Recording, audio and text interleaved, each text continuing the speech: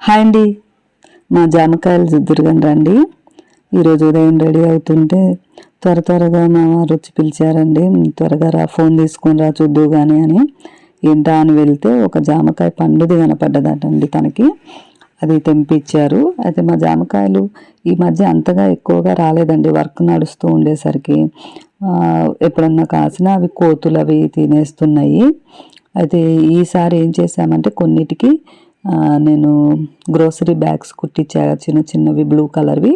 వాటికి డోరీలు కూడా ఉన్నాయి కాబట్టి వాటిని కట్టించానండి. కోతులు వచ్చినా వాటికి కవర్ చేసి ఉంచితే, అలాగే మేము లేనప్పుడు కూడా వేరే వాళ్ళు వస్తూ ఉన్నా కిందకి పెద్దగా కనిపిస్తున్నాయని అలా కట్టడం వల్ల దాని లోపల చక్కగా పండి ఉన్నాయండి. వాళ్ళైతే 3 కాయలండి, ఇంకా మిగిలినవి సంచులు కట్టి ఉన్నాయి.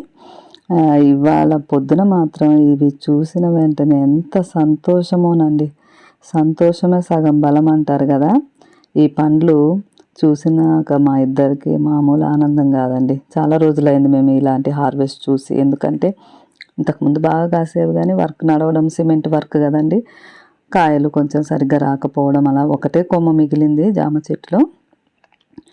ఎంత బాగున్నాయండి అసలు. ఆ కాయల కలర్ చూడండి ఎంత బాగున్నాయో. ఆర్గానిక్, ఎంత ఫ్రెష్ ఫ్రూట్స్ తినాలి అంటే కూడా, చూడాలంటే కూడా అదృష్టం ఉండాలండి. ఒక్క కాయ అయితే వెంటనే కోసేసానండి.